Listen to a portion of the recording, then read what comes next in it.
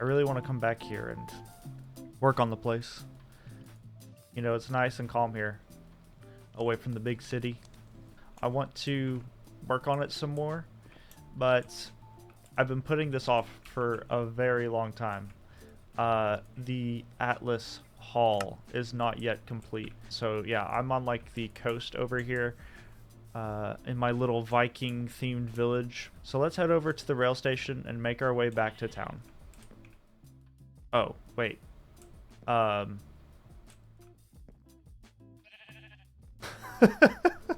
did that get here? Do I have some wheat? Oh no, I don't have any wheat. I'll be right back. Actually, we could probably send this guy into town. There might be a minecart on the other end of this, but let's see if we can race it over there. That is so wild. I don't even remember having any sheep over here. Oh, I stopped him.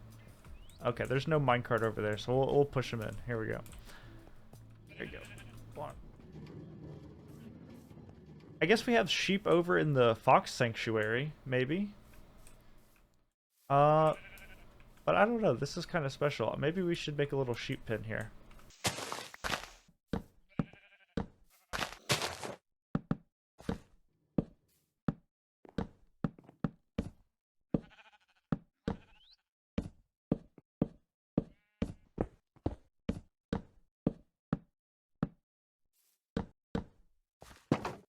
Well, there we go. I wasn't really expecting to work on something in the village today, but hey, a nice little privacy fence I think is a nice addition to our blacksmith shop here.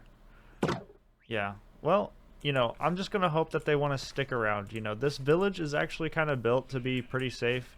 If the animals get roaming around somewhere, I guess the worst thing that could happen is that they end up in a minecart. So yeah, honestly, this is great. Even if they get out of this little, like, technically there's like a way out here, right? Even if they got out of here somehow, I mean, who cares? So yeah, we have got ourselves a little picturesque village here. There's also a lot of other things I want to change about it. Like, for example, there's this little tunnel right here that goes underground. And I have a cocoa bean farm down here. But the problem is, the way it works is if you hit this button, it'll all collect, but not all of it, because it doesn't land onto the area where the hoppers are down below. The problem is I have it filtering out into a hopper, and I need it to flow over here and go up. Something like that. Anyway, I don't know why I keep going on about this village when today's episode is not about this village. I want to go back to the city.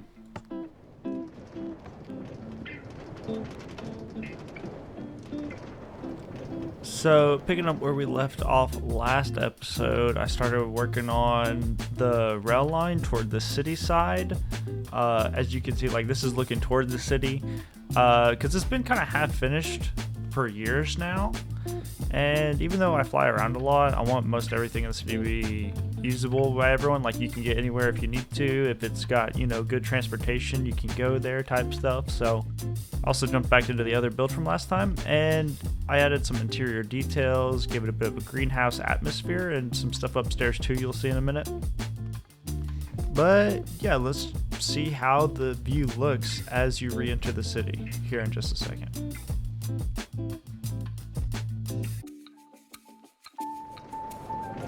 I need some lights down here. Ugh.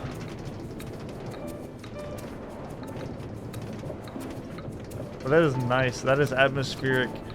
The ride back to the city is actually pretty amazing now. Wow. You get like a sight line of the city before you come into the rail station. Oh man. And then that'll go back to the village. That's awesome. Honestly, this isn't that bad. And here's the thing, I'm not totally set on this either, right? You see here, I haven't even thrown down the rails yet to get this in here. We have this thing, it's like a long pathway now as well on top, because it connects over to that area right over there. So at the end of, oh wow, those spruce trees really cover up that building. I don't care for that much. But yeah, over at the end of our culture center, we have this pathway. Actually, also, we did our pedestrian crosswalk, which is eventually going to funnel into like this area of the city when we eventually develop that. I crossed off the second tower right here.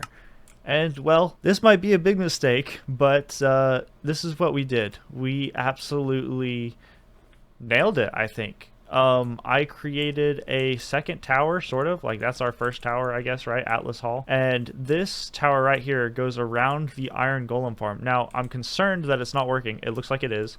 But every, kind of couple hours, I check and make sure the thing is still running. The last change that I made was I had a massive staircase go up there, and I noticed that they would sometimes spawn on that, so I had to get rid of that. And since then, it looks like it's running fine.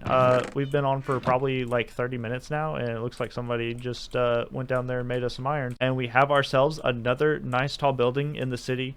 I have a lot of concern about this being the only building that's like super tall, because it's kind of weird, like if it's just one tall building, like what the heck.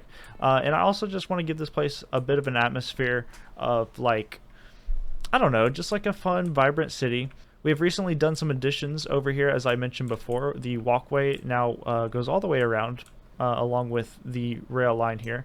But yeah, the Creaky Culture Center, we got more melons, we got more pumpkins in here now, and I did some cool detailing that is a little bit different from how it was before. And we can just actually set this up to where we can just drop melons and pumpkins in here, and so that way it goes on a rail all the way down there. And yeah, that goes all the way down to the Undercity, where you can trade with the villagers. It's great, it's fantastic. Once I get done with all of this stuff, I can create a catalog here of objective books, like in my library. So I think I'm going to do that. We have completed a bit more of this interior here. But yeah, I think it actually is okay that like this upper area is very plain. I kind of want that so it doesn't look like there's an iron farm inside. I feel like the design is kind of a weird contrasty way to do things. I don't know if it's exactly how I want it. I may want more spruce up there, or more darker grays on the bottom. I'll think about it in the future. But yeah, let me know what you guys think in the comments below. And now I want to talk about Atlas Hall. This thing is so dang tall. I really enjoy this tower because of how amazing everything seems. Like, you're higher than like even the mountains over there, I'm pretty sure. You can just see so far. And the problem with this building is it's like really plain, and also doesn't fit in with like the other buildings here, right? And I was wrong for building this, but I was really trying to go for the city vibe, and then I ended up doing these afterwards, and it just didn't make a lot of sense. So I think I'm going to retexture this with some of this stuff. I think this is like acacia, stripped acacia logs. Yeah, I'm going to use some of that and give it some texturing, let it blend in a little bit, and I want to consider some new color palettes. And also, I mean, just look how square the windows are. They're super plain. Now, we're going to need a lot of bamboo for this, because I'm going to do like a massive scaffolding program and basically make it traversable that way.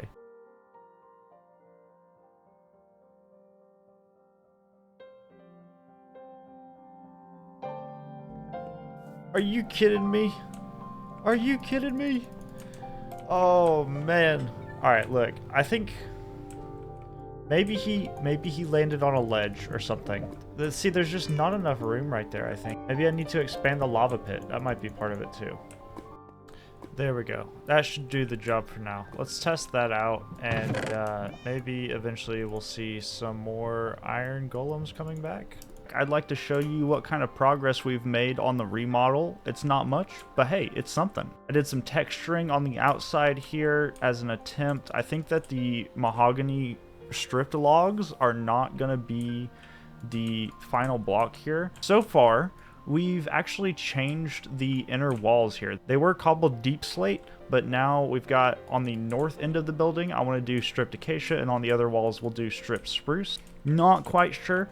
I'm still pretty fluid with it, but building it as if it were a final piece, right? So like these stairs, I'm fine with them blocking up the window for now. Maybe I'll figure out a tinted glass situation or something for it. And of course, we have a cactus farm here now, until I guess we ultimately want to get rid of it or something. I don't know, but this is here, and it's useful, and it's small, and it's great.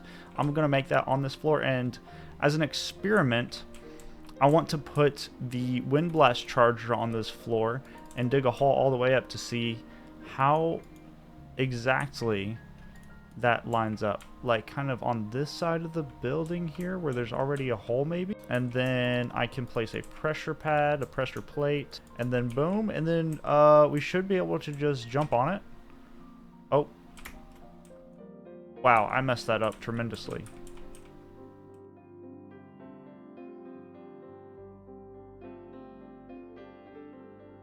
Okay, interesting. It seems to not be launching me straight up into the air.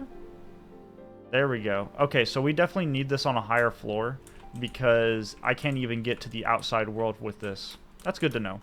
What's up, everybody? It is now March 1st, and that means this February 2025 objective book, I think, is ready to retire. We've redone all the window frames. I missed a couple first and second floors around the backside, but this side, we've got it completely done. And yeah, there's still a lot of cobble deep slate in there, and that's not great, you know, whatever. Okay, but the thing is, once we finish this build, it's not just gonna be like random blocks to retexture. As you can see, we got into some mud, and I'll explain how we got that in a little bit. But there's also, like, you know, these arches, and I changed some of the blocks out for walls, and most of the building is unaffected by that texturing because I wanted to really just get the basic archways and the window changes done. And you may notice that I don't even have glass on the middle sections, or the middle windows, like the middle 3 windows.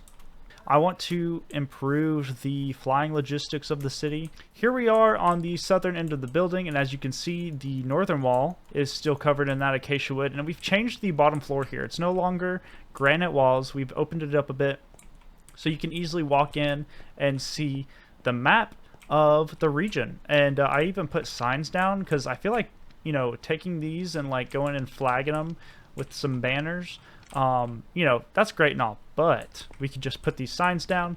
And I want to complete this map now. This is a big goal of mine now, is to complete this map. And also, the second floor is no longer a cactus farm. It actually looks pretty nice in here, pretty cozy. It's a little bit of a workstation environment. And I put some storage in here.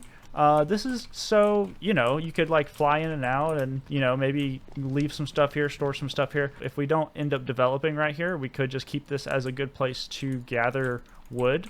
And so we just plant a bunch of wood here. So yeah, that's the second floor. We've got furnaces and some other good crafting basics. And then on the third floor, we actually have an entrance to a nice kind of studio style apartment.